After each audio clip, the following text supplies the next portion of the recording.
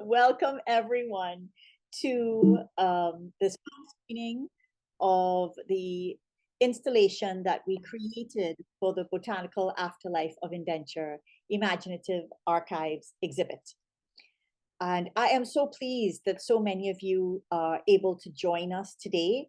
I'd like to just start by introducing Nicola Cross, who is a filmmaker who directed the film, and well known to all of you all, Vinay Harrichan of Cutlass magazine, who co-created this film with me.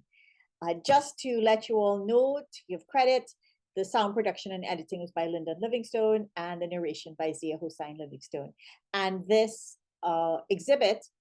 this film installation was part of a larger exhibit that just recently concluded. I'm so pleased to see so many familiar faces here, this wonderful sense of community, which is so great because this film is produced through the contributions of community. And so to have all of you here and also for us to feature this film is a really beautiful thing. So I'm going to talk to you for a few minutes about the Botanical Afterlife of Indenture exhibit that just concluded. And I am going to walk you through some of the images.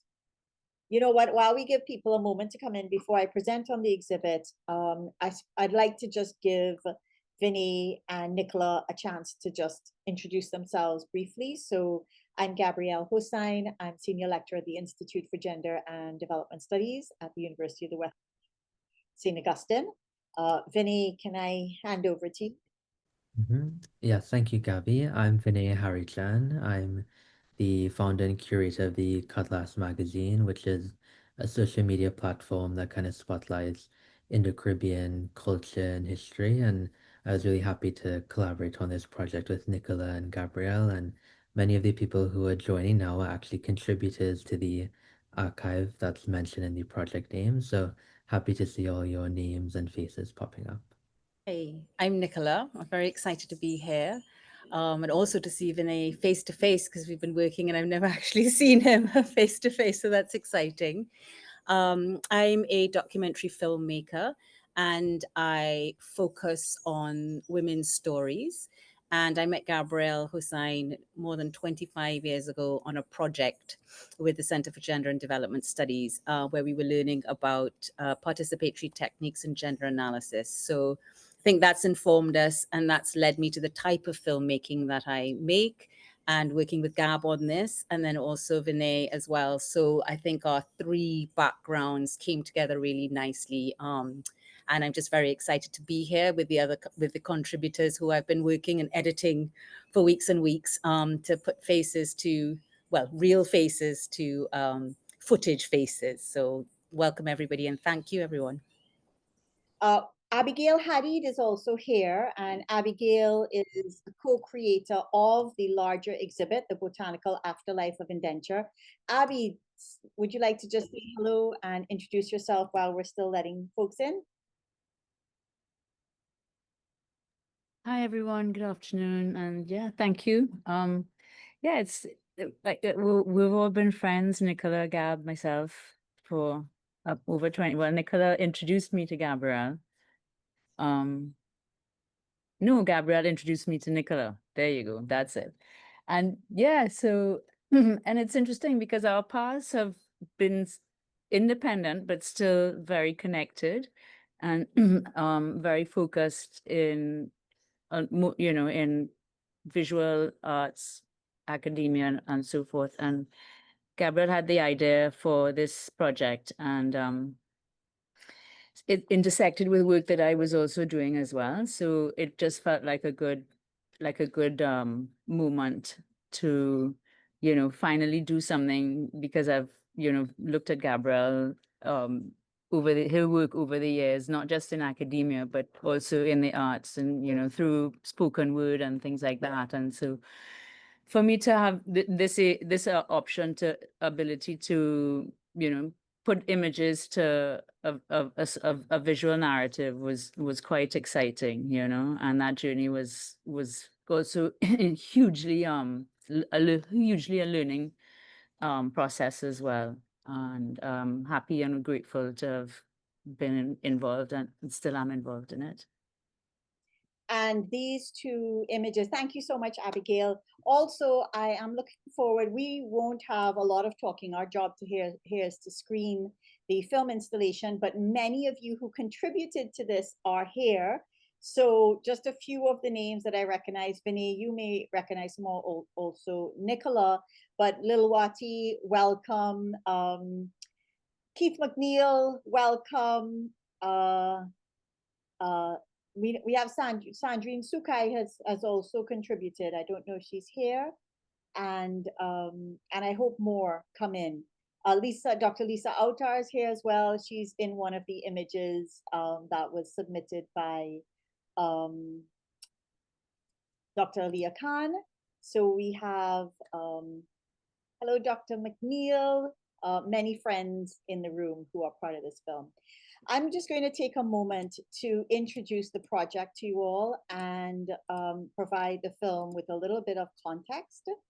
And this image that you're seeing is the invite for the exhibit, the Botanical Afterlife of Indenture. The images were photographs that were done by Abigail Hadid, who was the photographer for the exhibit and the co-creator.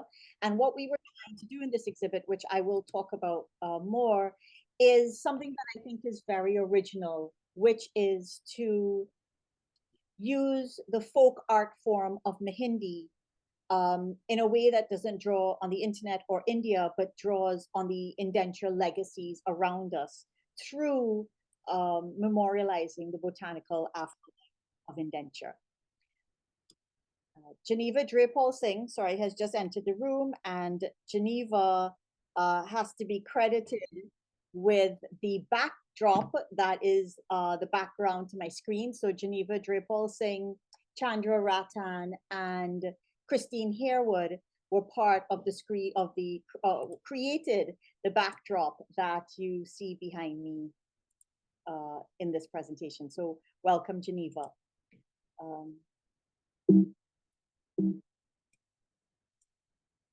Yeah, the project is really in memory of Professor Brinsley Samaru, with whom a number of us were very close, and who was a father figure for me. And I was inspired by an article that he wrote in the Journal of Indentureship and its Legacies, which is open access, in which he listed the plants that had come from India with indentured workers, and talked about the way that it transformed the Caribbean landscape. And this was very inspiring, because you can see the landscape today as a botanical archive, indeed the Botanical Afterlife of Indenture. So, but this project is also in conversation with a really vast and sophisticated field of writing and theorizing, but also art being produced that looks at visuality in the afterlife of indenture, that explores and creates knowledge about indentured and post-indentured women's lives and labor, and that is also engaged in thoughtful and creative engagement with the genealogies of Indo-Caribbean feminisms. And so I just want to credit the work of those that is also happening. The exhibit was also curated and designed by very talented Melanie Archer, and so I just want to credit her today. It sought to reimagine Indo-Caribbean histories, feminine practices of art and beauty, agricultural and rural traditions, women's care and labor, and care as a form of labor, and the legacy of seeds, cuttings, and flora brought by indentured Indian women in their Jahajin bandals. And so we actually made Jahajin bandals with an art collective in India, curated by Lena Vincent, and an art collective in Bihar. You can see the Jahajin bandals that we made. They were created in the design of a square of cloth tied at the end, the way a Jahajan bandal would have been, and of course printed botanicals as a kind of popular visual archive of the afterlife of indenture that could also move in the very landscape that they played a role in creating. The exhibit also cited artifacts of the past to create popular forms of contemporary post-indenture feminist memorialization. And this idea of post-indenture feminism is one that I have been working through with Lisa Autar, who's here, since about 2016, since our collection Indo-Caribbean Feminist Thought. And we've both been exploring it, as have many other people, in different ways, but I just want to credit Lisa here. And to engage in post-indenture feminist memorialization and to ask, what does it mean? What does post-indenture feminism look like? And what does it look like as an art practice through photography, film, jewelry, godnas, mehndi, and rangoli? And so we also drew on the archives and pulled, for example, from the milk cellar in the portraiture, in the colonial portraiture archive, and created godnas, for example. We drew on the woman pounding rice and incorporated it into the mehndi. And of course, and all of the images that we created were original images, which was very important to me as well, that we were producing the kinds of images that we imagined should be in the archive, and that we did so using folk forms to create contemporary art. We created this baju band as well in collaboration with Frank Mitchum Weaver, who's a jeweler. This baju band came out of a photograph, an archival photograph, and we pulled it out in order to turn it into a metallic canvas. So how can Indian forms be used to tell stories in new and contemporary ways? And you see both the woman with the cutlass, and that woman with the cutlass is not just cutting cane, she has multiple roles that she was playing. And you see cane, but you also see rice, but you also see the protesting Muslim woman, which was inspired by Ryan Shah's novel A Silent Life, for example. And on the other side of that is a book, because education is one of the themes that runs through the exhibit. As I said, we created godnas. Godnas have quite a come out of a patriarchal Hindu tradition, but we wanted to pull them and make contemporary meanings out of indenture legacies. And so you would see the milk cellar, an image that many of you may be familiar with, but also tamarind, okra, ganja, mango, karaili, and turmeric. And of course, the tools of women's labor, which, as Abigail said, her work and her interests and work that she'd been doing on tools of labor was also something that she brought into this exhibit. And these godnas were created over a year of work with Portia Subran as temporary tattoos. The exhibit sought to depart from a Euro-Creole tradition of landscape painting, kind of dominated by the Casabon legacy, through representation of the botanical in embodied feminine art forms such as mehndi. So if you look at the upper image on the feet, that's where you'll see the woman pounding rice. At the back is the milk cellar sweeping with a coquillier broom, which you'll see in the lower series of Abigail's photographs. And at the front is a little girl going to school on a rural road. You'll see the cane cutting woman, but also rice and so on. And we wanted to use mehndi in these ways to tell the stories of our own histories in indenture sites and sites of indenture in a way that had not been told by other Western Euro-Creole forms of art tradition, but also had not been told and would not be told by those of us that are looking to India for aesthetic practices that we could then incorporate. And so the feat and the work done in the mehndi by Risa Raghunanan of Henna Trinidad is very important here. And of course, we also wanted to visualize women's ownership of their own image, challenging colonial portraiture's orientalizing gaze and its erasure of their refusal and resistance. This again was super important, and because we were engaging with colonial portraiture as a very specific archive.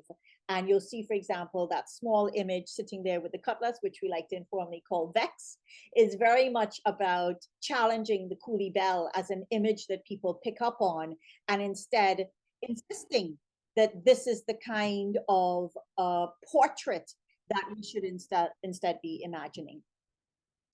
The film was part of the exhibit, and this just gives you a sense of how it was seen.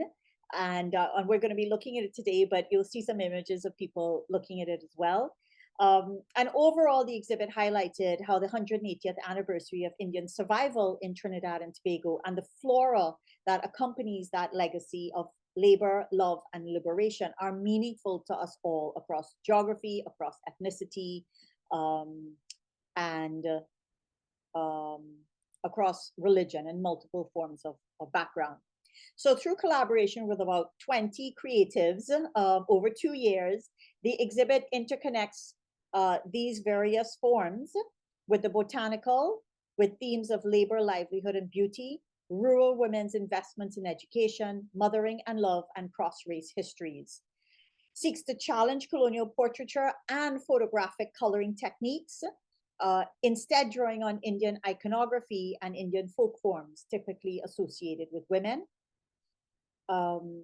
Also drawing on mine and other artists. So Portia, if you saw the Gudna with the ganja, the scale in it represents her grandmother, Portia Brand's grandmother, who used to sell ganja and had a scale like that.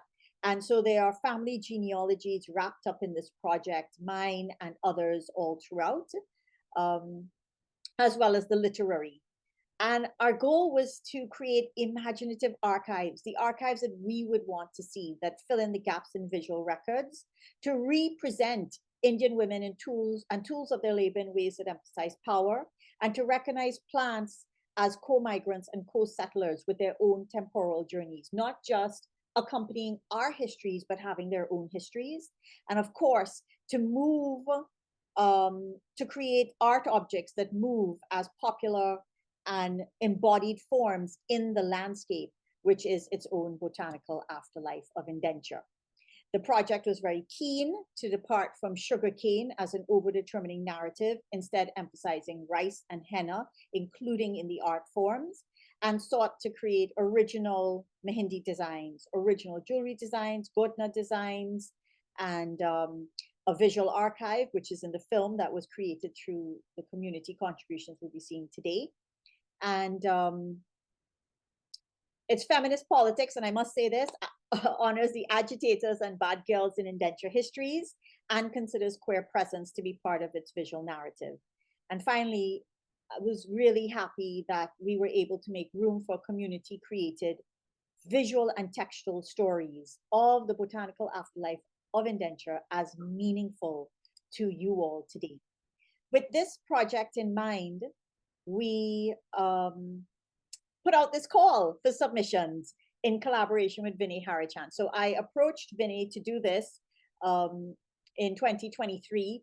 You all would know that the Cutlass magazine does absolutely incredible work on documenting Indo-Caribbean life. Vinay, as a Bhojpuri speaker, as somebody who's doing an incredible amount of historical documentation, the Cutlass magazine is hugely path-breaking, and I have a lot of respect for the work that Vinay has been doing and making publicly accessible. And so I reached out to him, and we'll give him a chance to talk a little bit after the film about his own interest in the project and involvement in it and feelings about it as well. And I approached Nicola Cross, who is a feminist documentary filmmaker, and who comes to filmmaking with a particular kind of ethics, also has a background as an ecologist. And Nicola will also be getting a chance to talk about her role in the film and some of the considerations when she was putting together the images, videos, and text.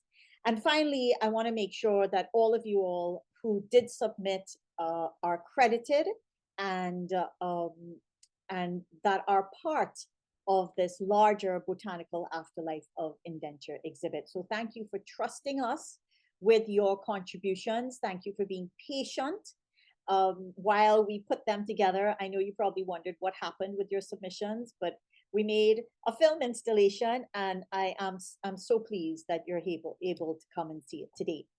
And now we're going to watch the film. This is the film being watched, just to show you that it did in fact happen.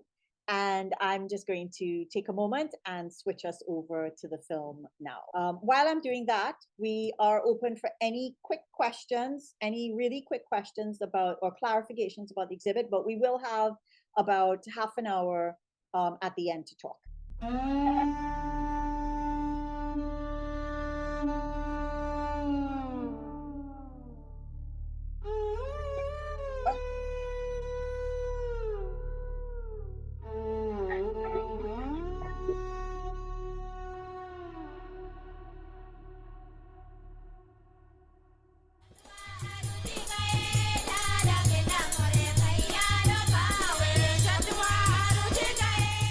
At the Balka Devi Mandir in Nikakos, the women see the neem tree as the sacred feminine.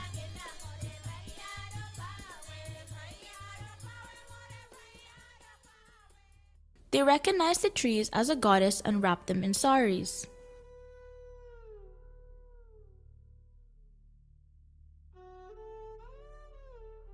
As lotuses rise from the mud without stains, they are often viewed as a symbol of purity. Since they return to the murky water each evening and rise once again at dawn, lotus flowers also symbolize strength, resilience, and rebirth.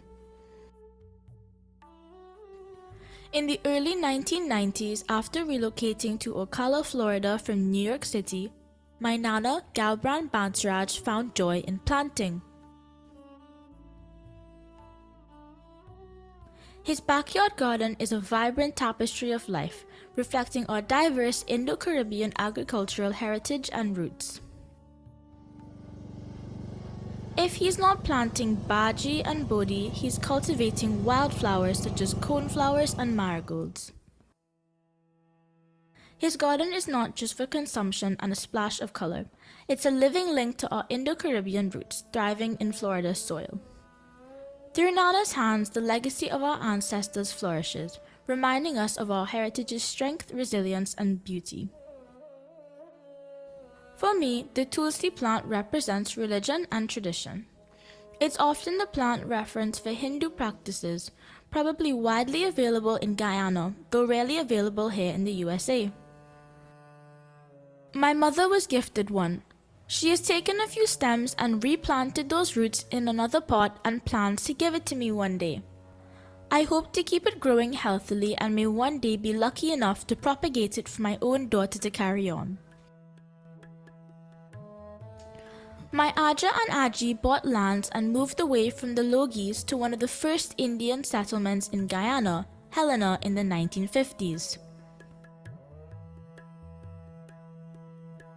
They planted many fruit trees, including the long mango and Buxton spice, both from India. These mangoes are still bountiful today. As a child and even today, a ubiquitous plant in rural Guyana growing wild by the wayside. The milky substance that the plant released when a leaf or flower was plucked was known to be poisonous. We were taught this as children so we would not ingest any part of the plant. I grew up in Guyana with the Saijan tree and fell in love with Saijan bhaji and drumstick as a child. Saijan bhaji became one of my favorite comfort foods with dal and the drumstick softening in our local hassa curry. After leaving Guyana, only rarely would I eat Saijan bhaji if someone traveled back home and was able to bring it to Canada. Every time I could eat Saijan bhaji again, there was a familiar connection to Guyana and to the land. I could taste the sweetness of Guyana in every mouthful and feel connected to a land and place that felt like home. This mango tree is one of the first trees my father planted among many other ancestral plants and trees after he retired and emigrated back to Guyana. The mango leaves have blessed and anointed me many times in ceremony and always connect me back to the people I come from, and the way we commune with earth and spirit. This mango tree is an ancestor bridging me with our spiritual legion on the other side and a holy part of our grand cosmology. When I think of belonging, I think of the mango leaf. As a Guadeloupean ethnobotanist, I work on these gardens to understand if these plants confer particular characteristics to modern-day family gardens. In parallel to the process of creolization, the perpetuation of the Hindu faith and its spiritual values has allowed a transmission of knowledge and symbols through the use of plants grown in domestic spaces.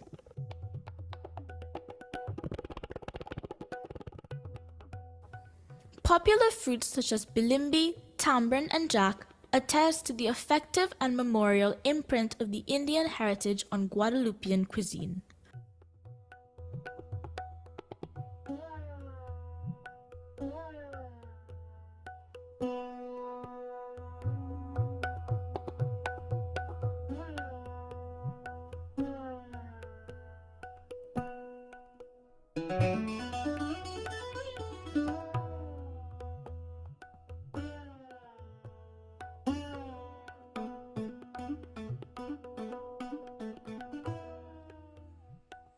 Là, nous sommes donc devant un bilva, l'arbre bilva. Il a été implanté dans les années 90 en Guadeloupe, introduit en Guadeloupe. Celui-là est le premier, effectivement, qui a été planté en Guadeloupe. C'est un petit arbre qui fait environ 3-4 mètres de haut. Nous sommes en saison sèche en Guadeloupe et donc les feuilles commencent à jaunir. Il y a encore des fruits. En Guadeloupe, il produit les fruits pratiquement toute l'année. Il y a une floraison, effectivement, régulière, plusieurs fois dans l'année. Et donc avec un parfum excellent. Là, vous voyez, donc il y a des fruits. Et le bilvan, nous l'utilisons principalement donc, dans les rituels, dans les pujas. Notamment donc dans le cas des pujas au dieu Shiva. Voilà donc le bilva. La particularité, donc les feuilles sont en forme de trident, trident de Shiva. Voilà.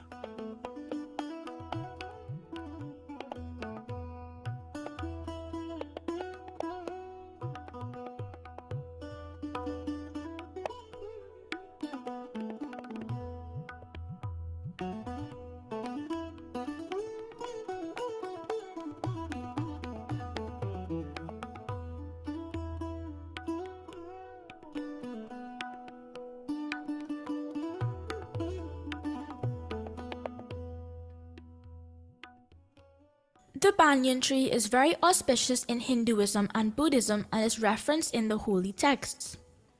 The roots of the banyan tree envelop the main trunk to create a sanctuary at its center. Yogis and seekers often meditate at its base. As described in the Ramayana, the Ashoka Vatika is where Mother Sita took refuge. The flowers are described as red like flames. Ashoka means without sorrow.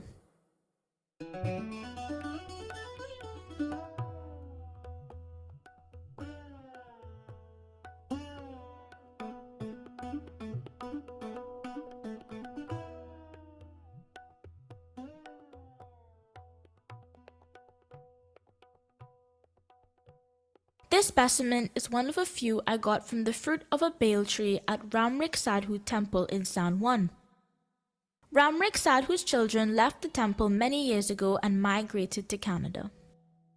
This particular bale tree is worshipped with offerings according to the Puranas: earrings, flowers, water, and incense. Hi, I am Lalawati Manu Raming. I live in Nassau, the Bahamas, and I am in my greenhouse where, among other things, I grow bandania.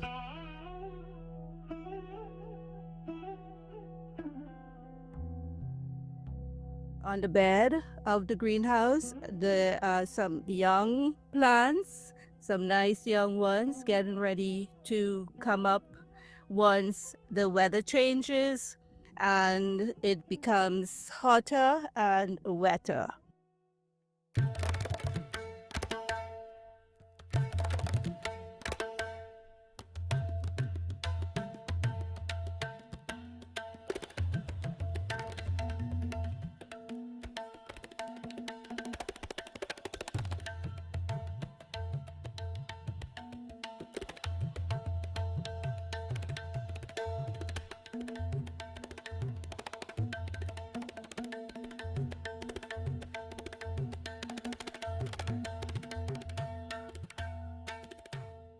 Neem leaves are renowned for their antibacterial and antifungal properties. Incorporating them in religious ceremonies and rituals symbolizes the cleansing of impurities, not only on a physical level but also on a spiritual one. The peepal tree is frequently venerated and connected to the Trinity gods Brahma, Vishnu, and Shiva. As the tree represents life, wealth, and fertility, it is thought to be Vishnu's dwelling place.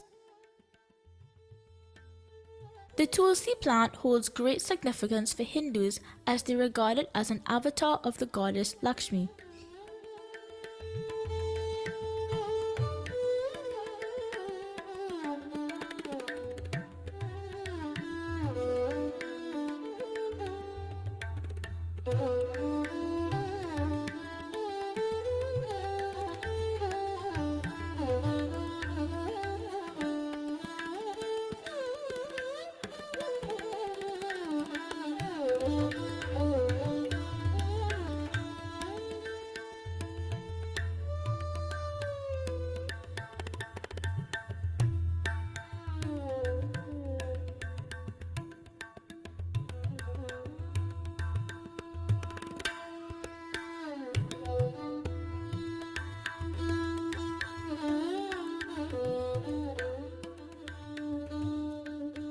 Growing up as Hindus, we were always taught to differentiate the difference between Ram Ki Tulsi and Krishan Ki Tulsi.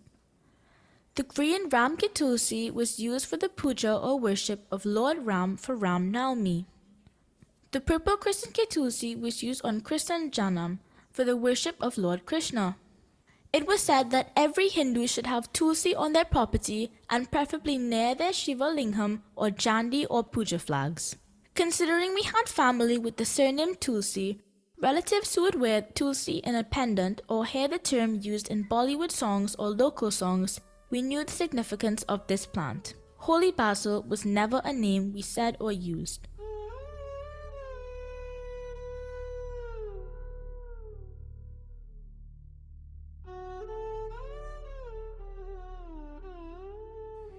In Guyana, the purine or puri leaf, water lily or lotus leaf is the giant round leaf of the upright-stemmed Indian lotus that commonly grows in canals.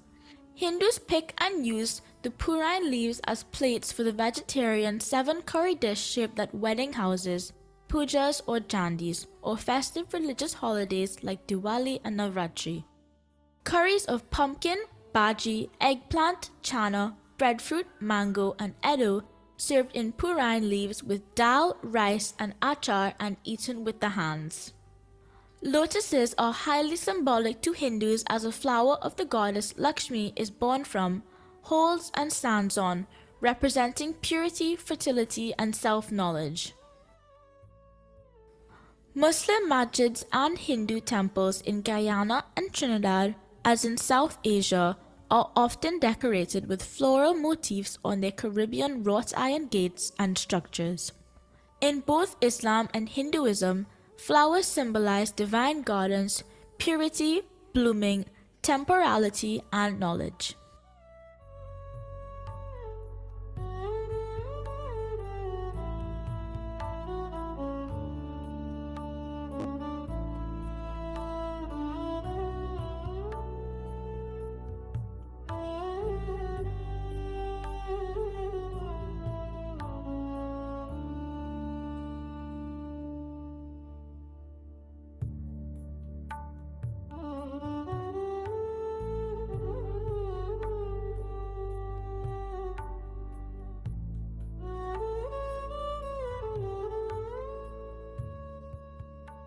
These images are of curry poulet, curry pata, or curry leaf tree in my backyard in South Florida. We were given the seeds by another Trinidadian family in the area, and despite the changes in weather, the tree survives year-round. The tree leaves are a huge part of Trinidadian curries. Growing up, we were always told not to pick them after 6 p.m. or when it was dark outside. Whenever picking, my parents would say to beg the tree or ask it nicely. My nanny said in Hindustani, "Say 2 things before picking the leaves. Do not yank it, pick it." We put the whole pata in our curries, but also piece or grind them using a mortar and pestle to make curry powder. I have been told that curry leaves are meetha neem, sweet neem. Curry leaves was not said.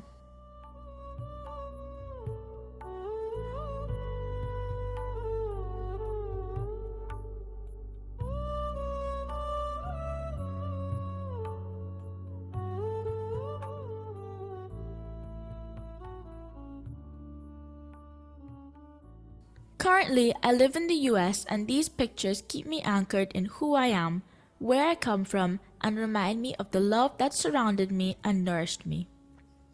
When I think of the flora that links my family and me to India, I miss the days I spent in my garden with my grandmother and great-grandmother.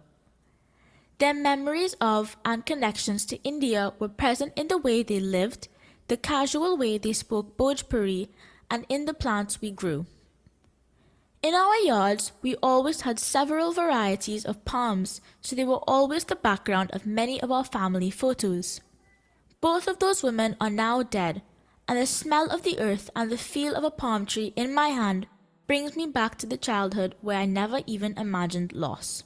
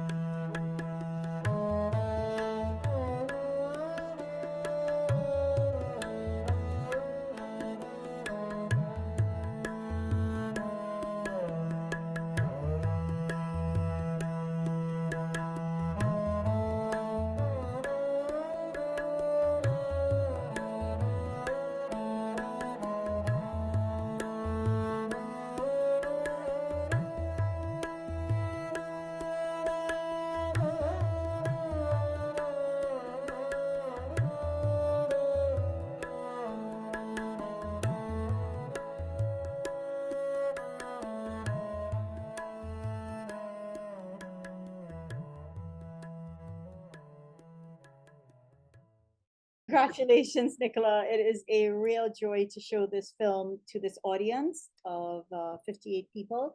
And I'm just going to hand over to you and Vinay so we can hear from you. Vinay, I'm going to start with you. Tell us about what interested you in this film, what the experience was like doing it. And I also want to mention your grandmother, who we included in the film as just another example of how many personal stories and genealogies are interlaced in this exhibit. Handing over to you, Vinay. Yes, thank you. Well, I hope you all enjoyed the film. I've seen a lot of very nice comments there. But yes, I was very happy to be included in the project. I think at the time that, Gabby had reached out to me, I was posting a lot of things on the Cutlass about women's folk songs and how many of those songs incorporate, the natural world, whether it's plants, animals, flowers, and how the natural world is often used as an allusion to something else that they're trying to talk about. Somebody mentioned not being able to hear me that well. Can you all hear me? Or okay, I am seeing a lot of nods from people, so I'll continue. But yes, I just remember at that time, posting a lot about that. And I was also thinking, because as you saw, there was a photo of my great-grandmother actually in the video, Budia. And I was thinking a lot about the imagery of those older women from that generation, because I interview a lot of those women for my research. And I would always think about how they had those, long dresses that would have flower patterns on them or leaves on them, or they would sometimes have little flowers stitched into the orhini that they wore around their head. And they would have those bearers. I'm actually wearing a bearer from that same grandmother that you see in the video. And some people refer to it as a cocoa tip, and you even see in the jewelry, as Gabby had done with the project, even that, vegetation reflected in the jewelry there. So there's a lot of things I was thinking about at the time that Gabby had reached out, and it felt like a really great opportunity to collaborate and, continue the work of Professor Samaru, who I think many Indo-Caribbean people look up to and admire for his scholarly work. And I was very happy that with this project, we could kind of put out the call for submissions and getting to meet many of you that are now on the screen and in the call and learn about your stories. And if I may just add a personal touch, I think many of us kind of grow up with this culture not realizing how unique it is, the incorporation of the environment, whether it's the story that my mom had actually submitted the project about, when they say it's after 6 o'clock, you can't go and pick a leaf from the curry tree, or if you go, you have to beg the plant and ask for forgiveness and, wake it up a little bit, little things like that that you would hear.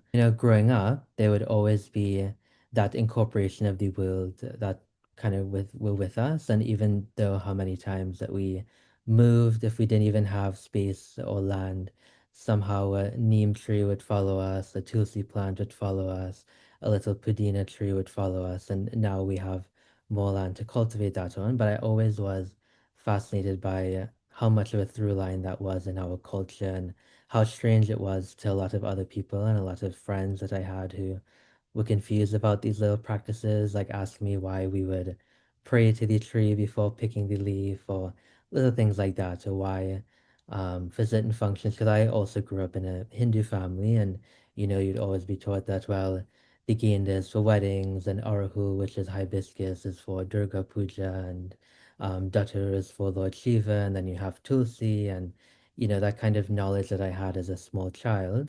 A lot of my friends found it to be very interesting. So I'm happy to kind of see that so many of us have these shared experiences. Thank you, Vinny.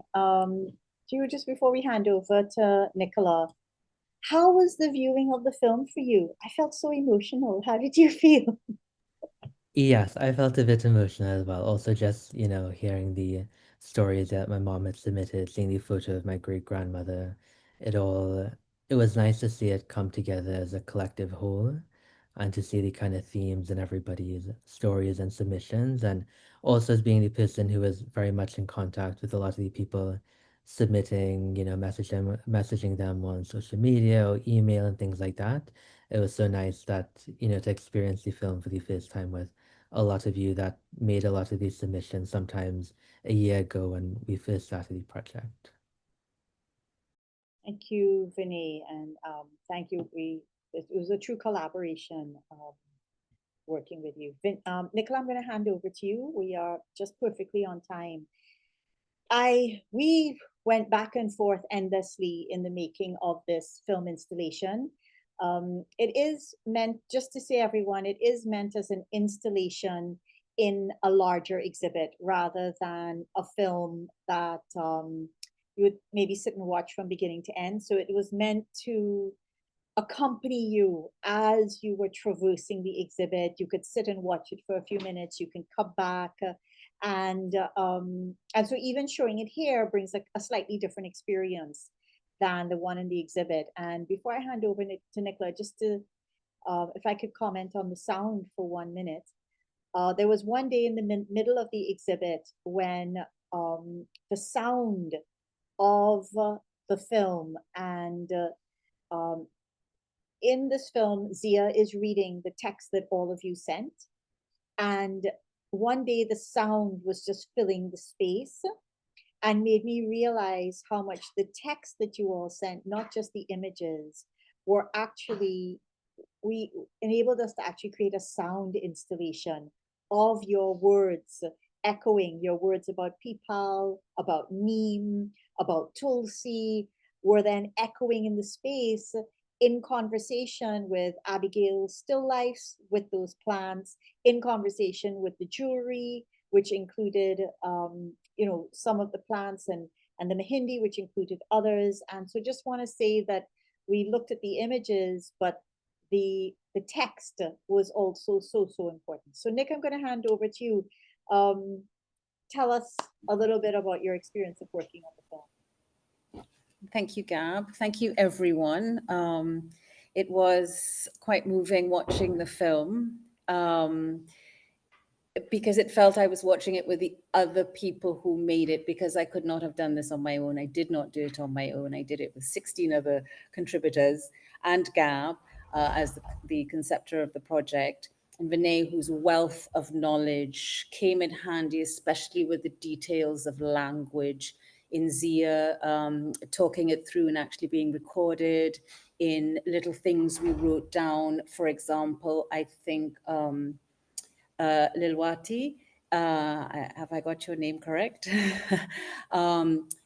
was talking about the bandanya, and Vinay was explaining about ban being wild or forest, and danya because the danya was existing, it was similar, but it was different from what was in India. And so to sort of add an extra background and context, we decided to actually write that into that personal story. What was interesting, I think that the whole thing, so I come from a participatory background. My filmmaking is all about raising the volume on voices that are not usually heard. Usually I'm doing filming. The 16 contributors saved me doing that this time. So it was a new experience. And we were trying to think of it as, when you walk through, as Gab said, when you walk through the exhibition, a sort of a feeling would come. And again, we weren't looking at it as a whole film, but in the process of making the sound, Stone, Lyndon Livingstone, who did the sound, made it work so that I think it does actually stand as a film alone. And I think it will be different in every space it goes. We also were thinking about headphones. Maybe it was going to be headphone situation. So we had the writing so that I thought maybe if you're in the exhibition, you might listen to 4 or 5 stories. And move on. Some people did actually sit and watch the whole thing and had interesting feedback.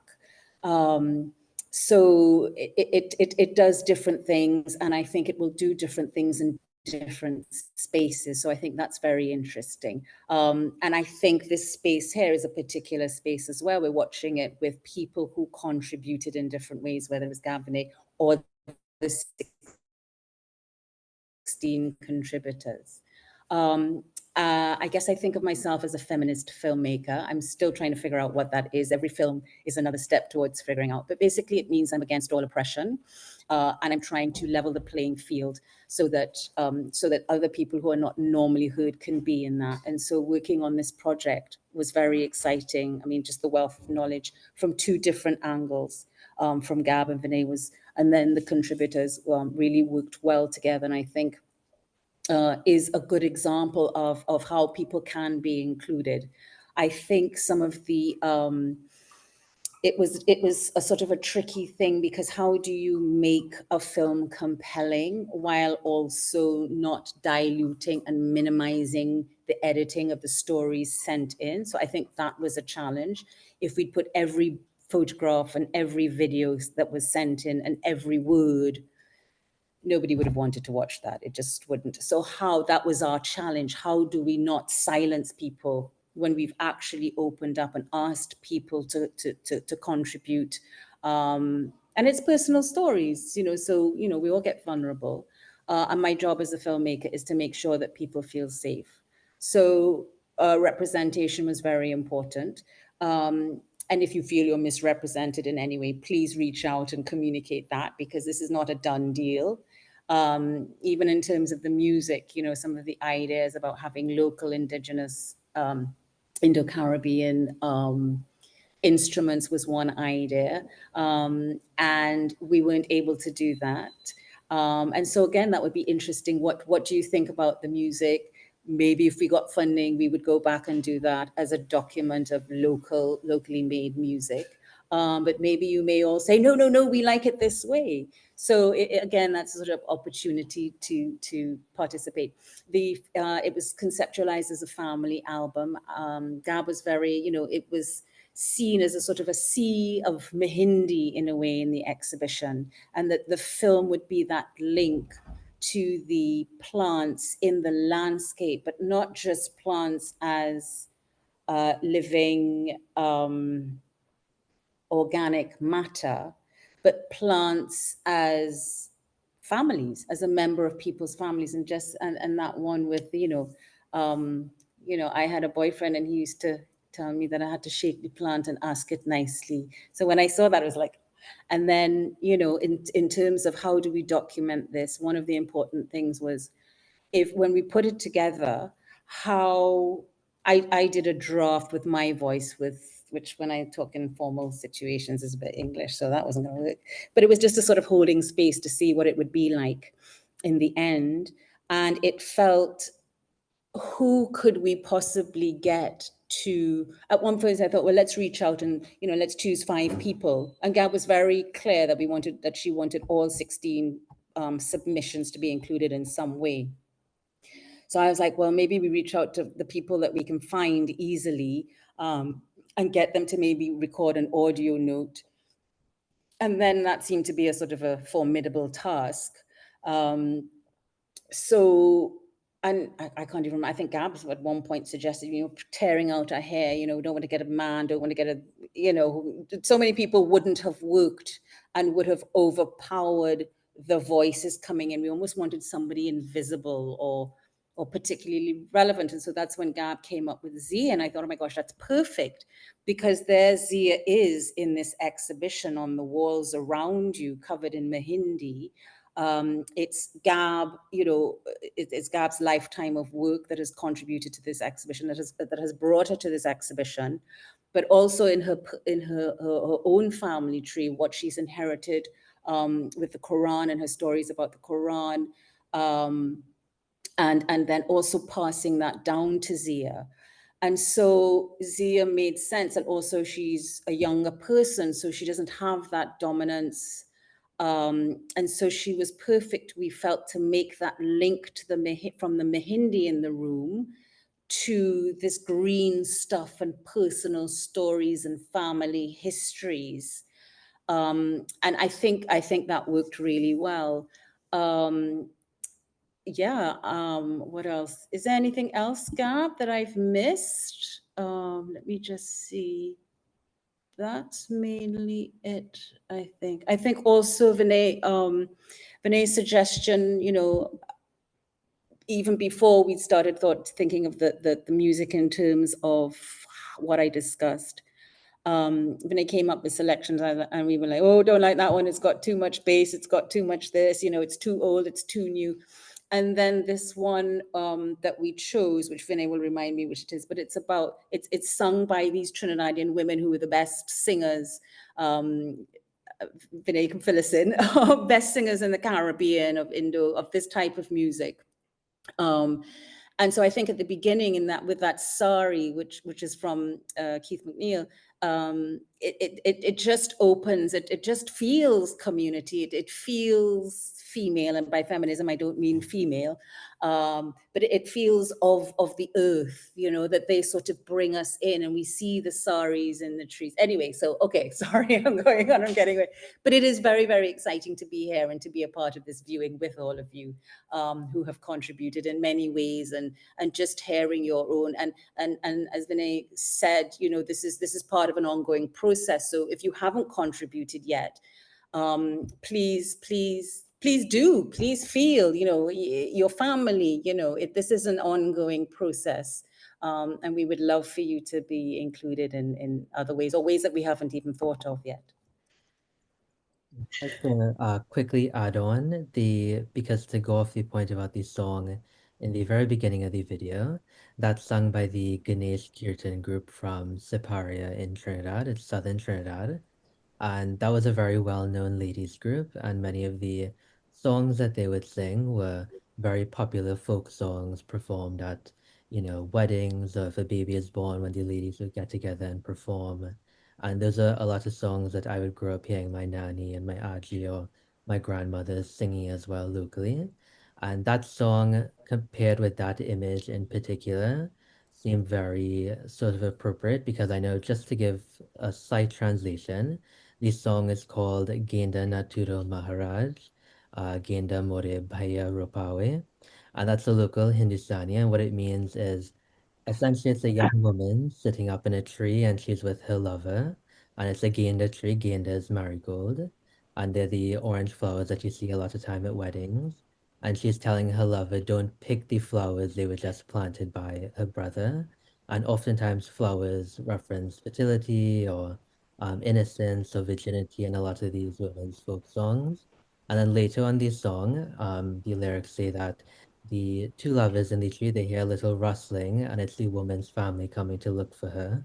And so her lover tries to jump off the tree and his shirt gets caught and rips in the branches. And so I felt that that lyric in particular, with the sari hanging on the tree, it was just a very good pairing there. And it was in the 50s, was it, Vinay, the song? Yeah, I think so. Yeah, I believe that particular album was recorded in the 60s or 70s, but that's a song that goes back many generations. Even my great-grandmother used to sing it as well. And so when we were doing this, I was just like, well, hang on a minute. If we're talking about what Vinny's great grandmother said, I think she needs to be in the piece, right? I was like, Vinny, can we have a photograph? And so, it did evolve as we go along, and it was wonderful working with you all. Yeah, there are references to grandmothers and great grandmothers all over the exhibit. Ikta Rampasad's, my own Vinny's, and Uttam Ramnarayan, who's a rice farmer, where Abigail shot her photos of rice, Portia Subran. And so that, those genealogical intimacies just make this not about just producing sort of, not just about producing work, but producing work that's about and for ourselves. So we're right on time, everyone. And the next half an hour is yours. So we are just excited to hear from you. Please share any and everything that you would like. Yeah. Please.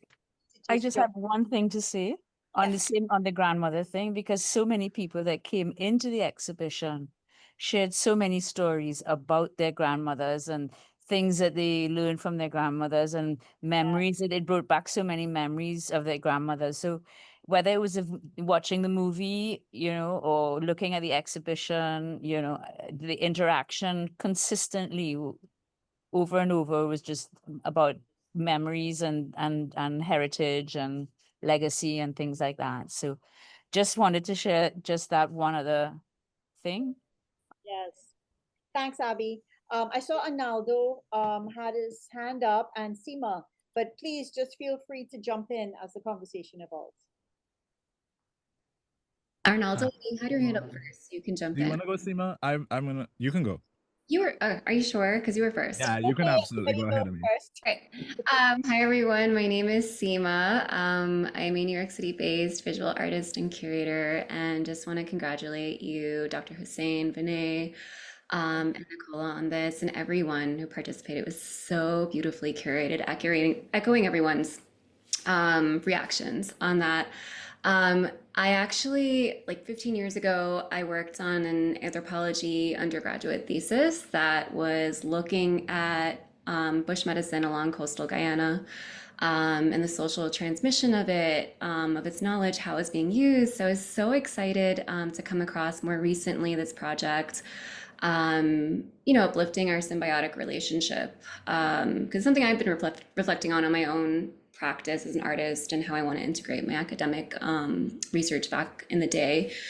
So I really would love to hear how you envision this project moving forward in the future. Like I saw that you're going to continue to collect submissions.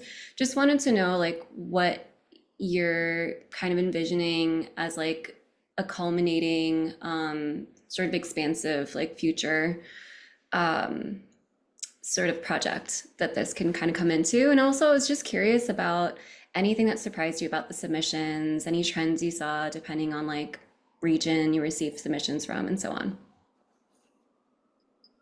Thanks for that, Seema. I hope you all don't mind if we take a few first, and that way we can hear more from you as well. So we'll take a few and then come back to Nicola, Vinay, and I, or anybody else. Arnaldo? Okay, yeah, sweet. Hi, everyone can hear me, Chaz? Yes. Awesome. This one was more directed at Nicola. You shared a lot, and the question I was going to ask was going to be, you really addressed that solidly. I kind of want to know how you addressed in making that video piece structure or lack their structure of the piece. I see your reaction already. Yeah, because it's just already so rich and it's multiple viewpoints and yeah, just people are contributing from such different places. I kind of wanted to know how you approached structuring or anti-structuring that. So to be honest, Arnaldo, every single time I make a film, and I am focused very much on the words, which is a strength and a weakness. I said I'd like to be more visual. But it is always like a bowl of spaghetti is how I describe it. And you just kind of have to take the pieces out. I think what helps is when you are so thoroughly, when you go through the content so much that when you're walking down the road and you're thinking it through, you know the pieces of the puzzle and you think, oh, maybe that would go after that. Very early o'clock, one of the first ones I did, and I'm really bad at names, I'm really sorry. One of the first sort of stories I did to sort of test what it would work like was, oh gosh, the gentleman riding the motorbike. Nana. Yes. Yeah. Yes. Bansraj? Yeah. Yes. The tractor. Yes. Right. But that's Brandon's Nana. Wonderful. Because, I mean, the colors were so vibrant. There was video, so there was movement. And I guess it was that generational link. So I felt those things sort of jumped out at me. And so I guess I started sort of putting them in groupings. I'm just thinking of a film I'm doing now at the moment. I think I sort of start with groupings. And then I guess I think of it like Post-its almost. And then I changed the order. And sometimes you don't, sometimes you think, oh, that'll work. We'll put that next to that. And it does not. Because somehow the sound goes with the words, which goes with the images, or just doesn't work. So a lot of it is trial and error, but I think a lot of it is really knowing your content. And I think, I mean, every morning, practically every morning, because Gab's so crazy busy that mornings, like, this is the time to find her. And I was lucky, fortunate enough, where she made the time to check in with me every morning. And so I could, every night or early morning, I would do another little clip. What about this? Yes, no, you know. So it was very evolutionary, very experimental. And then Vinay would say something and I was like just how I explained how Vinay's grandma got in there. You know, it was this, and that's how I work. It is very collaborative. I do not do this, but I do have an ability to separate the spaghetti. Thanks, Nick. We'll take a few And just so we hear from more people, so Vinay and Nick, let's just take notes of what people are asking. That's okay. Kadeen, hope I pronounced it correctly. Yeah, that was perfect, Kadeen. Hi, everyone. I'm Kadeen. I'm Trini, and I'm based in San Francisco, and I've been in the US for a long time. Um, and I'm not an herbalist, but I'm becoming an herb, or I'm getting more into herbs because plants are great. And I guess my question would be more around, there was a lot of conversation or plants in the film and in all the things we were talking about in religious contexts or just like as memories as part of our ancestry. And so I was just curious if you'd be interested in expanding it as plants as healing or herbs or what they were used for in local contexts. I've been talking to my it's interesting that people talked about grandmas. I've been talking to my grandma a lot about what she used and for what and why. When you felt this kind of sick, what would you use? So herbalism. Thank you. Thank you for that. Thank you. Anybody else? Anybody want to share about this? The contributors, do you want to share? Are you comfortable? Did you cry? What it was like to see the images in the film that you contributed?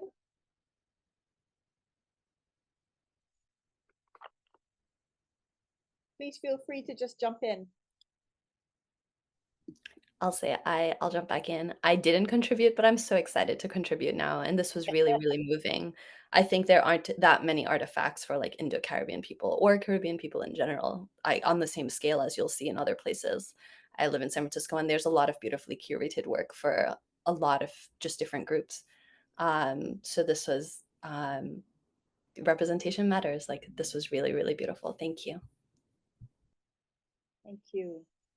Can I jump in to say that my 11-year-old daughter was watching and was so moved by all of it and was especially excited to see plants that she recognizes from her grandparents' garden in Queens, where they too are keeping these ancestral knowledges and Guyanese knowledge, specifically Guyanese knowledge, is alive there. So that was a very beautiful moment that you allowed for my family. So thank you to all of you.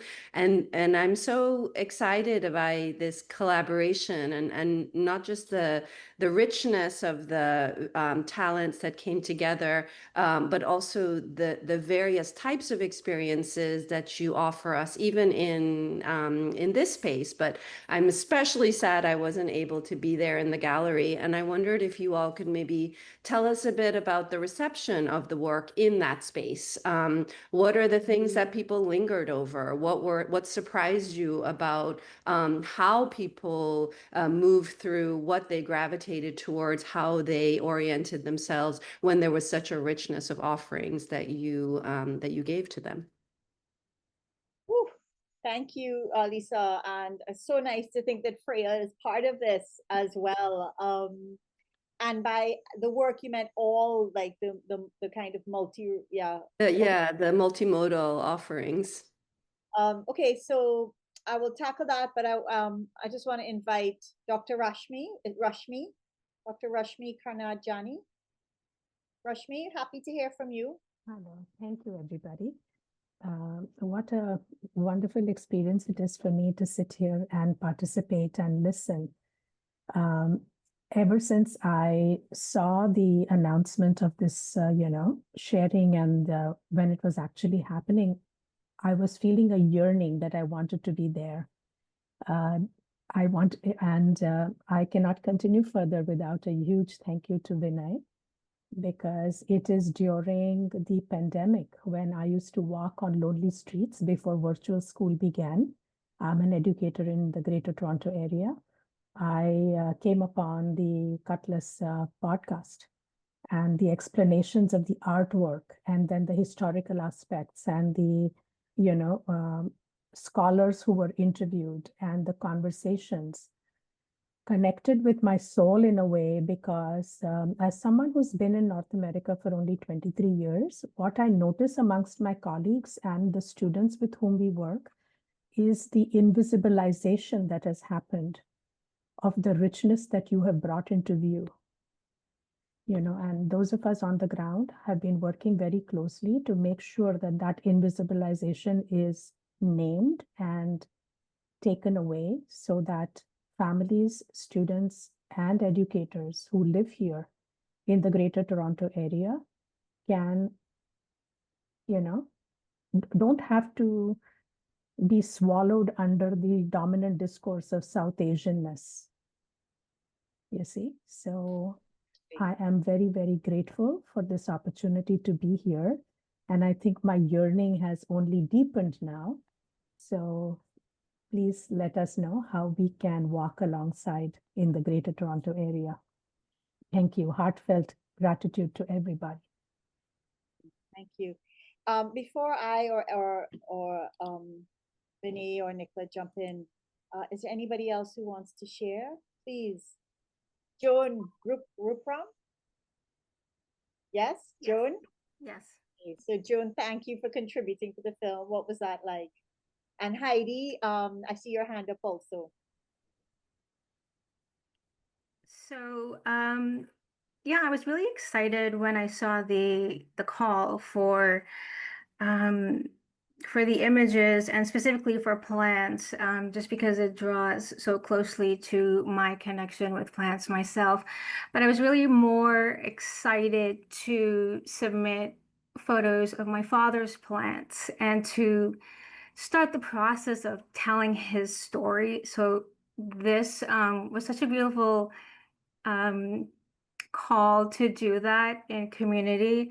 And so I was really excited to submit photos of his plants, his mango trees, and there were some other ones in there as well that I submitted. So one thing that I wanted to share that came up, and I think it was Nicola that said this. It was the audio piece and looking for that almost silent voice. And I think that's such an interesting tension to play with, and I really admire the way that is being played with right now, because when it comes to archiving my ancestors, it feels like that silent voice that I am looking for, and I'm looking for it in the chaos that is what we call, contemporary society that we find ourselves in as descendants of these people, whose voice are not documented or amplified or accessible to us as their kin. And I think that's what's so hurtful, for me at least. So that silent voice is something that I walk with all the time. But I think what's so beautiful for me is that it's a silent voice telling a collective story. And I feel like for me, when it comes to reconciliation work and doing reconciliation work within myself and healing, part of the healing was the collective story that I'm part of because of that silence. And that's just a tension that I walk with, I live with, and I admire creating art to tell that tension and to tell that story as a real visceral experience that I'm having. The collective healing of that silence that I feel, of that loss. So I think that's what's kind of nice to see, I guess, pull at in the film. Wasn't too really sure what to expect with the film and how it was going to just be put together as a story. So I wanted to share that reflection just as, a story receiver, a storyteller, a story creator, a story maker, just because I think if we allow the story to express itself and to tell itself, the story itself is the medicine. And that's the collectiveness that I feel being told, reflecting that silence that is the healing. So that's my reflection. I'm going to leave it there for now. Thank you so much, Joan, and it must have been lovely to see your images in this collectively produced work, which is one of the beautiful things about this part of the exhibit, is that it was created through community. And I think it's a really important part of the larger work. Heidi, it's so great to have you here as an artist as well. Please. Sure, I'm just trying to figure out how to lower my hand. Here we are. Thank you. Congratulations all around. I'm a visual artist and ceramic installation artist in Toronto. So hi to my fellow Torontonians, and of Indo-Trinidadian. A couple of comments and then a question. I guess one comment was, I really appreciate the dedication to Brinsley. 2 years ago, 2.5 years ago, we were very warmly received by he and his wife and had a curatorial tour of his garden. So it was so lovely to see this film and have that dedicated to him. And my father taught Brinsley when he was a young man. So there's a connection there. But the question is, Shadow Benny. I was surprised. My husband was kind of watching from the wings here, and he's from India, and he was like, translating, tell me this, that, and the other thing, all these things that I'm not familiar with. And Shadow Benny, when we were in Tobago, I'd heard about it and so on and so forth. And we got fish fresh from the ocean, and our Airbnb host says, oh, let me make you a Shadow Benny sauce. And he went out and picked it from the garden and so on. And there's a restaurant here called Shadow Benny. And it just seems, I'm just was surprised not to hear about that in the film. And I was just, it's a very kind of a, I don't know whether that's too mundane a question, but I'm just curious about that. Is that one of the botanical inheritances of indentureship? For those of you who know, that's my question. Okay, thank you. That's an excellent question. And I'm going to send that one over to Vinay when we answer it. But Hello. Rani and Peter, I'd love to hear from you first. We're really interested in hearing from you all as well. So to just give you as much space. So maybe Peter and Dahrani, and then we can answer some of these. Sure. First of all, can you all hear me okay? Yes. Beautiful. Thank you so much for doing this. Number one, I noticed that a lot of people are here from Southern Ontario, so I'm very excited. And I know several of them. Rashmi is one, Jasmine is there, and Reshmi is also on as well. In all our cases, we're all either currently practicing as educators or just recently retired as principals and VPs and things like that. So we were all really excited to know that this was happening. And I guess the first thing I'm going to say, since COVID maybe is when I began to see, or had the freedom to really see, that around the world, more people of our backgrounds were finding ways to inject our voices into the narratives of something called Indo-Caribbean identity. So the work you're doing is tremendous, and we really appreciate that. My question really is, number one, is there a way that we can sort of virtually attend this exhibition? Is there a way that you guys can put together a slideshow of some kind, or a short video or something, where we can actually look at some of these incredible descriptives and photographs? And the second part, and I think, again, Dr. Karnarjani alluded to it, is there a way we can somehow collaborate with you in a way that would allow people here in Canada to see this work? And the reason is, when we look at the word South Asia, it normally doesn't include people of Indo-Caribbean background. And it also doesn't necessarily include people of Caribbean background, because we don't often use the term here. It's either African or African Caribbean, or Black and Afro-Caribbean, et cetera, et cetera. So there's always a question as to whether we belong or not. And from their point of view, they may not necessarily, that person who is hosting this or has an organization may not themselves realize that all of us Indians are there too, because they're born here and have only been inured into the fact of this idea of Black and Afro-Caribbean identity.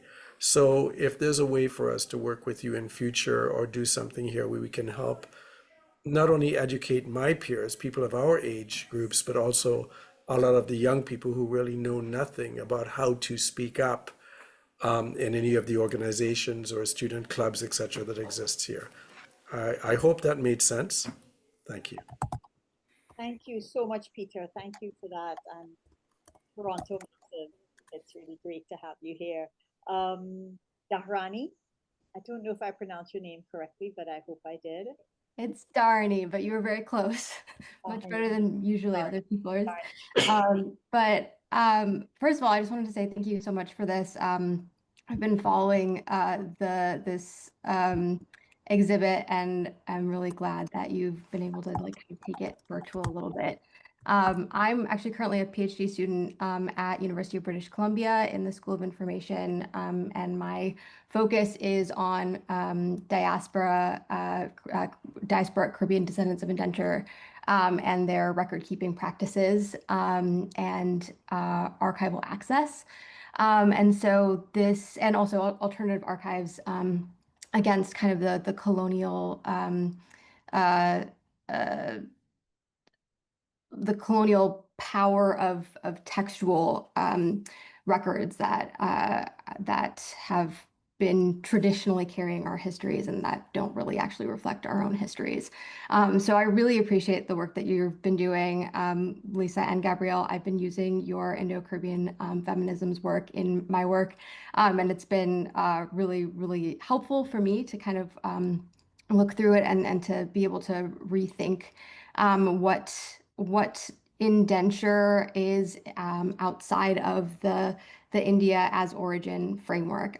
So I've really appreciated you bring that into the conversation. That's completely not all what my question was. My actual question was, I was really interested in the process of actually creating the Mehendi designs because I think you had mentioned that they are original, but then you had also talked a little bit about maybe incorporating some of the original Godna designs. And so I was just curious about, yeah, what that process looked like. Those images are absolutely beautiful, but I was wondering if you could speak a little bit more on, how you settled on some of those designs, what, if any, inspiration there was visually from the plants and existing Godna, and also like if you plan on publishing any of the designs that we could maybe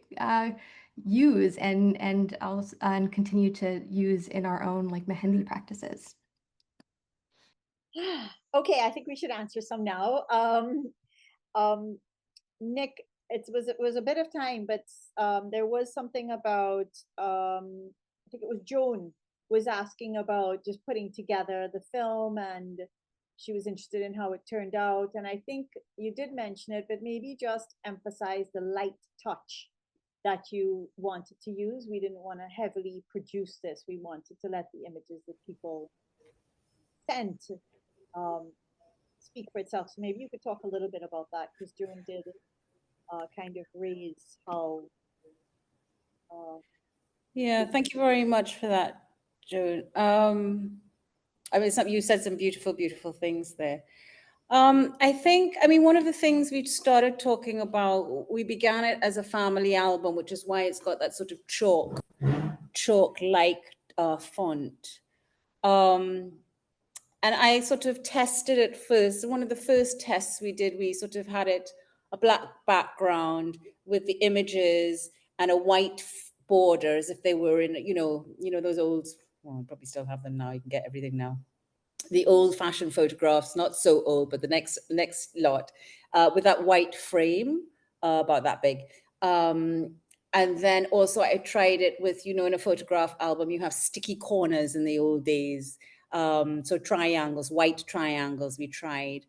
And neither Gab and I liked that, because it just felt that was actually distracting from your voices, from the voices of the people who were submitting or their lives, whether it was submitting on behalf of somebody else. So that was an example of sort of just really, the idea is that when you're making a film, if it's really good, you're invisible. That's my idea. It's impossible. And I guess I choose people whose philosophies or ideologies I share, so that maybe my own doesn't stand out so much. But I think that was the good thing, because Gab and I both, having been sort of discovering participatory technologies together, tools together, that we had that language. And so we were constantly making this effort to step out of the way, really, so that people's voices could be heard. I don't know if that helps. Thanks, Nick. I'm just going to keep us moving. Vinay Bandania. Yeah. And and Lil Wouty wants to jump in as well. Yeah, Lilawati, did you want to talk about it first, and then I could go after you? Oh, you mean Lil Wouty? Yes, I think she had commented that she wanted to talk about it. Yes. Can you hear me? Yes. Okay. So Shadowbani is another word for bandania. And maybe in the description of my piece there, that could be added at that point. So those people who know Shadowbani but not the name Bandania, they'll be able to make that connection as well. And it's Shadowbani is a native plant to the Americas, the tropical Americas, and I mean it's really weird that it has this flavor of the dhania from India, which is the cilantro. So I'm always fascinated by that. But it's also it's also called fitweed, which means that they used it for seizures, epilepsy, as a remedy for epilepsy. Now I don't know if that is currently being done. That people use it in those situations, but apparently that's what people used to do in previous in days of yore. While I have the floor, can I just talk very briefly about Professor Samaru? Yeah? Okay, thank you. So after he passed, I felt very, I felt the need to do something in his memory. I am a poet, so I was thinking maybe I can do some poems and all of that. But then I saw this call from Cutlass magazine. Thank you, Vinay.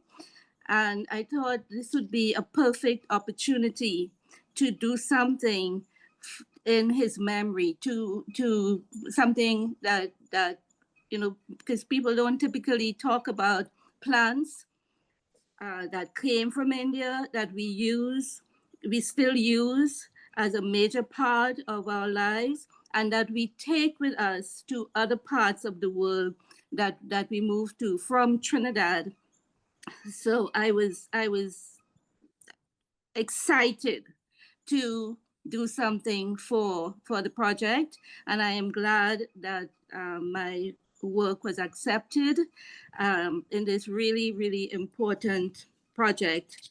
And I only learned this after he passed, but Professor Samaru's brother, Reverend Samaru, he was my one of my teachers in SAGS, St. Augustine Girls High School. And so I felt an even closer connection to Professor Samaru. Thank you. Sorry, can I just ask something before Vinay goes? Because he might be able to cover it. In your submission, you were very clear that you spelled Bandania in a Bandhania. You said my spelling of the name Bandania may not be what other people are accustomed to, but it's the same plant. I wondered if there was something specific, and then Vinay might be able to add some to that. For me, no, because the same plant can have a spelling, and I mean, one person can be spelling the plant one way, and then the next person could be from the same background, could be spelling it another way. So I don't get too excited about the differences in the spelling. Yeah, well, I think that whole question kind of speaks to the fact that when you have a region like the Caribbean where so many different groups came, they brought their various languages, and most of us speak English now, particularly with, Trinidad, Guyana, and Jamaica, there was no standardization of a lot of these words. So I hear many Trinidadians who might say bandania, but I know in my family we say bandanya. And so that's a slight difference in pronunciation there. You'll always see that with spelling as well. Somebody mentioned shadow Benny. Some people spell it Chado. Some people spell it like the English shadow, Shadow. So you just see when there's no standardization there of language, that's what leads to the variation of the pronunciation and the spelling. Because my great grandmother was a Bhojpuri speaker, I kind of just go off of her and some of the ladies that I knew from her generation, their pronunciations, who would have known it as a first language. And so that's typically my reference for spelling and pronunciation. But yes, that's the reason why I asked Lilawati to go first, because I figured she would have that answer to Heidi's question that Shadow Benny and Bandania are synonymous. And you see that in the Caribbean all the time. In some places in Guyana, they might refer to eggplant as balange. Some people say aubergine, but many of us know baigan, right? So you always hear all those same words used for the very same thing. To kind of push forward, I did want to respond to Kadine's question about the herbalism, just to keep us moving. I feel like that is something that, of course, you can incorporate into this project, but it's so widespread and I think sweeping that that's something that that topic itself, I feel, could be turned into its own exhibit with the amount of submissions. And it's interesting that you brought that up because I've been kind of thinking about that a lot recently because my older sister recently had a baby. And as many of you know, with the Chatti and Barahi or 6 days and 12 days that you have for babies in Guyana, you have a 10 days. A lot of people know something called a bush bath, right? Where you get all of those different herbs, you bathe the mother, you go and cut a cactus plant called an arahu and you hang that up by the windows and the doors and they say that that gets rid of bad energy. You make different teas, some with hardy or saffron, long or clove, and all of these different medications, herbal medications come up. So that's something I've been thinking about a lot. And just to give you a reference, Kadeen, there's a book by Professor Kumar Mahabir, and he goes into the medicinal uses of plants, particularly in a Indo-Caribbean context. But yeah, herbalism, that's, I feel, something that you could turn into a whole separate film and exhibition because it's very far-reaching. Thanks so much, Vinny. Just to add to that, that as the question of where plants are coming from is coming up, Vinay was very keen when we were doing the call for papers that we wouldn't only focus on those plants that came from India, but we would also memorialize those plants that may be indigenous to the Caribbean or encountered in the Caribbean that then became meaningful and incorporated into an Indian cosmology and history and tradition, including giving words Indian meanings that were not originally. And that was something that Vinay was very keen to include.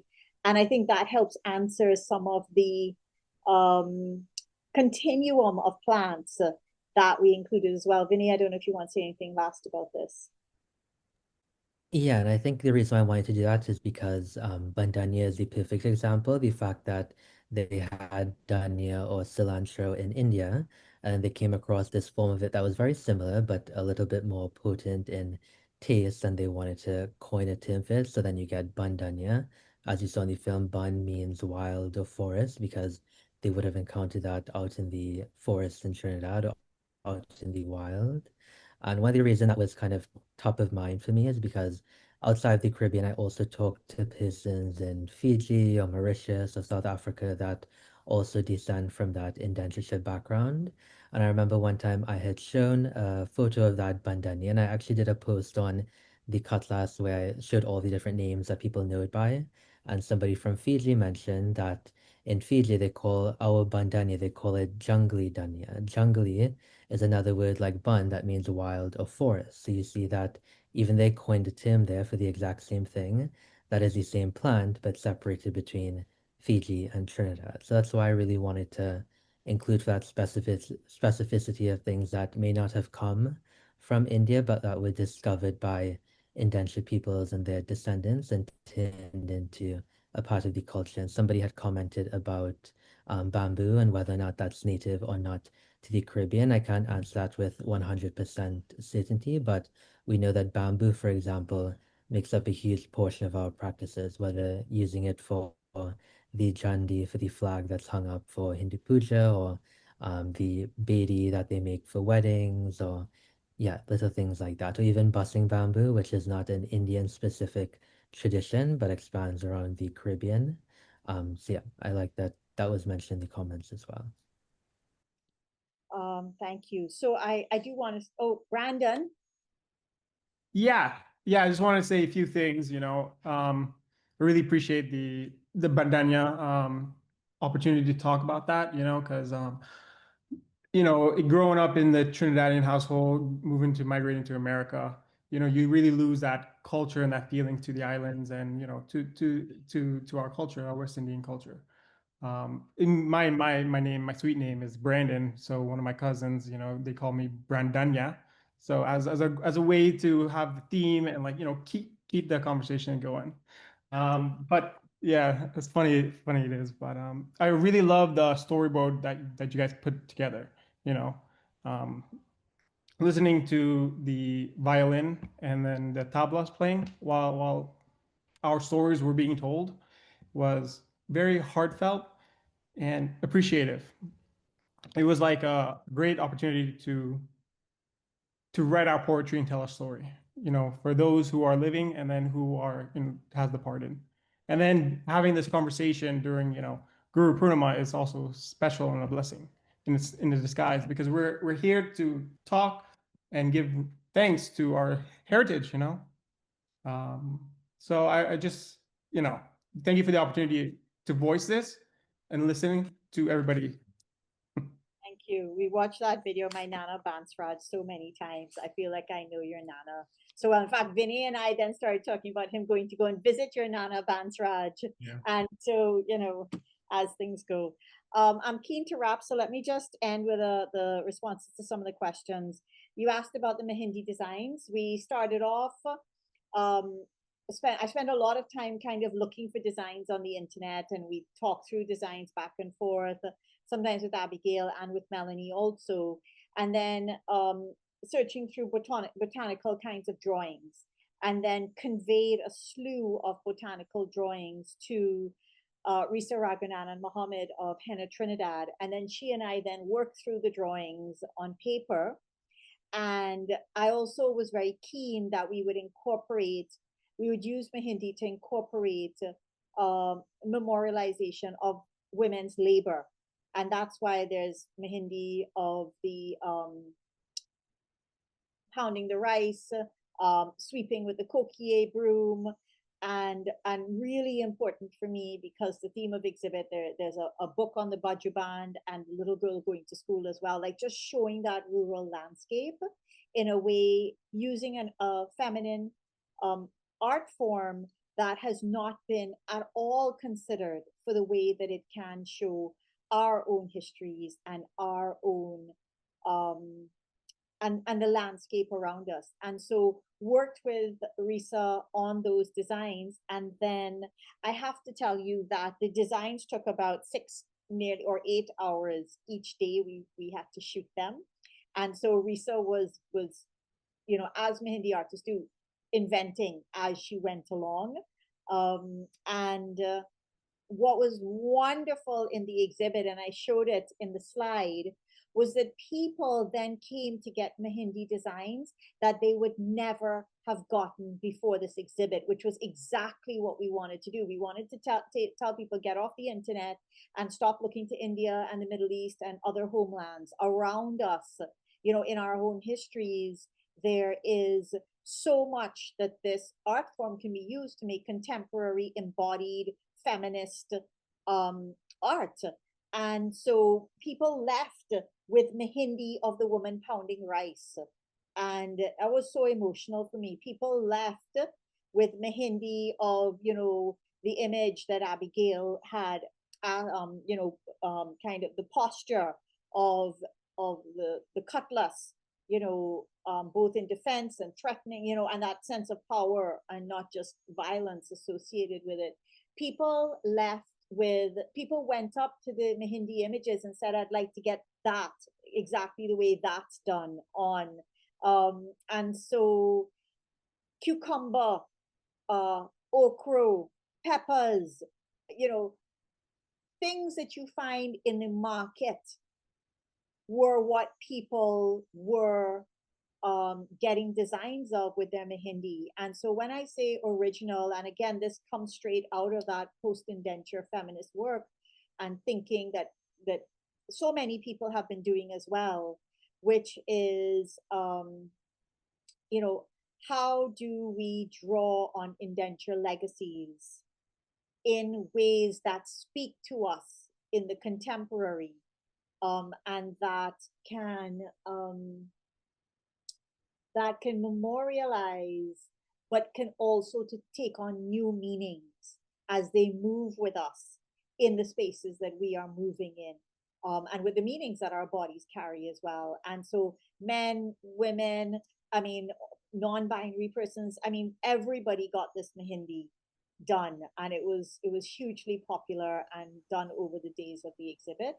And I haven't gotten through all of the images, but I do plan to post them on the Botanical Afterlife indenture page so that others can reproduce them there. So that's the answer. So soon, between mothering and work and recovering, I haven't gotten to those yet, but they will be up there. So please just follow us on Instagram at Botanical Afterlife of Indenture.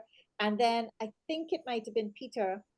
Sorry, Gab, before you go there, I just want to add something that when the Mehndi was going on in the center of the room, it was totally different atmosphere from when they weren't there. And it felt like community. It felt like a community. It felt almost like a neighborhood. Some people were doing the Mehndi, some people were watching the photographs, some people were watching the talking about, and lots of grandmother talk, of course, the jewelry. So I think the Mehndi really added to it and sort of bound people together. We didn't have the tattoos in the same way. And so next time when we're coming to your, the town near you, we'll do that anyway. Sorry, just added that. Thank you for that, Nicola. I appreciate that. And we were quite insistent that having the Mehndi, for example, at the opening, and that's because it made it participatory. People were then able to be a part of the exhibit and then take the artwork with them. And we, of course, only used the designs that we had created as well. And then Lisa had asked about what was it like, and Nicola Pratt answered it, what was it like with people in the exhibit? And it was very democratic. I left, we wanted to leave people to experience it in the ways that they would. Many people, there's an image that I showed in the earlier presentation, sitting down with a cutlass and looking vexed, the vex image. Loads of people love that image. Somehow they were just channeling the indentured Indian woman that never got to show her disdain and disgust and so on. And that would be wonderful. Thank you. And loads of people, Dogla people, love the images of Zia and took photos with the images of Zia. There was something that different people, one person said to me, of all the things, she loved the jewelry. She thought the jewelry was exquisite. And so I thought it was very important that we had the Rangoli by Richard, because I thought that brought in folk art as it remained a folk art tradition, even though he then brought in the mango and the peepal because, we wanted to show that. And really fascinating things happened. Like we had the Jahajan pandals hanging, and people who were like, I remember seeing this woman when interested in, she was twisting and turning it like she was looking at bananas hanging from a string in a vegetable stall. And I was like, but all the people just kind of got into it. The Rangoli too, because then somebody stepped in it, and so we had to redo it, and then somebody else stepped in it. And I think it felt very welcoming, and it had a very gentle feel, so that you could then pick up on whatever part spoke to you. And as Abigail said, inevitably people had stories. And then the sound of the video in the space, because we wanted it kind of separated off or something. that sound just echoing, like to hear the submission talking about Neem, and then knowing that Abigail had a photograph of Neem, like that resonance. So it wasn't just photographs or just jewelry. It was actually a multifaceted conversation amongst different forms. And I think different things appeal to different people. And the last thing I just want to say, two things. Peter, I think it's Peter, asked if the exhibit will be viewable, and we are just a short time away from having a digital walkthrough available. So again, if you stay on top of the Instagram, or I can even let Vinay know because he's in touch with some of you all as well. We will be letting you know when that digital walkthrough is available, and all the images will be viewable along with all of the texts about the images. So you will get a chance to see the exhibit.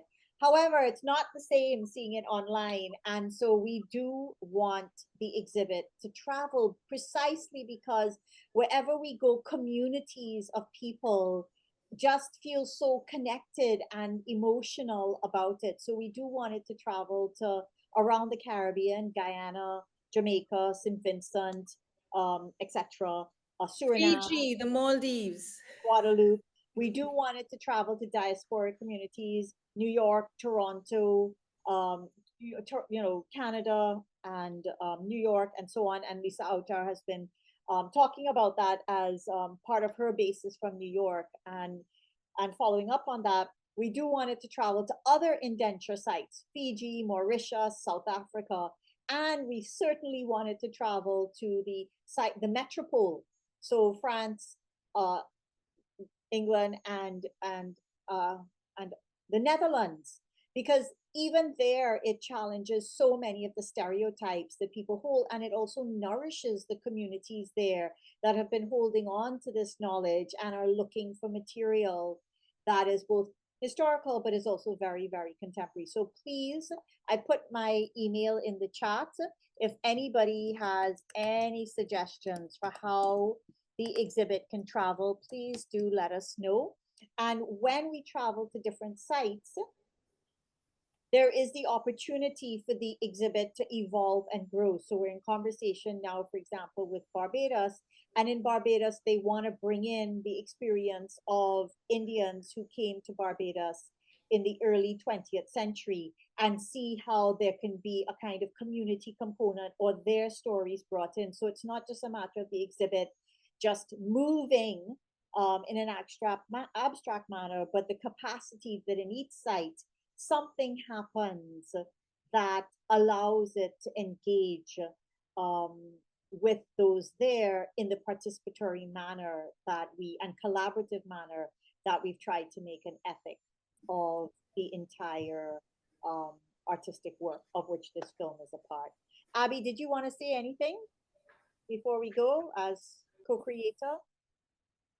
No, I mean, I think just in general, for me, I have just completely enjoyed the whole process from the beginning to the end, in terms of how how I've collaborated in so many different ways with so many different people. And in every instance, I keep learning. And for me, I think that is just the biggest, and I meet new people and things like that. So, and yeah. And I was, it was just, there was some moments where like just even conceptually, the challenges of just figuring out how to interpret the botanicals, and like in what way would I approach it. And it took several tries, several attempts at that, until I finally went, because I mean, I've been playing with a concept. Well, you'll see it when it goes online, but it's a longer conversation. But yeah, so from that perspective, I think the first part of the exhibition was shot in 3 days, and that is the majority of the work you'll see. And then the botanicals was a completely separate entity that I photographed here at home. And that came literally in the last 6 months before the exhibition, but I had been working on it over the last 2 years, and I hadn't come up with the way I really had interpreted or seen the work. So yeah, so just to share just a little bit of that process. Thank you, Abigail. Everybody, we have gone so far over, and thank you all so much, so many of you for staying. I am anxious to let you go on with your lives, and thank you so much. It has been a joy for us to do this. It will be up on the IGDS YouTube page shortly. The digital walkthrough of the entire exhibit will be up on the website shortly. And the Mehndi designs that were done, just as an example, by Risa at the exhibit will also be up on the Instagram page shortly. And please just stay in touch because the project will continue to evolve. And please reach out to me if you have any ideas for how, or suggestions for how the exhibit can travel. Thank you to Nicola for putting together film in such a beautiful way. Thank you for Vinay. We couldn't have done this unless we had done it together. And so thank you. And thank you all. Thank you, everybody. This is really a very wonderful opportunity. Thank you, everyone. Thank you so much. Bye. Thank you. Thank you all. Thank you.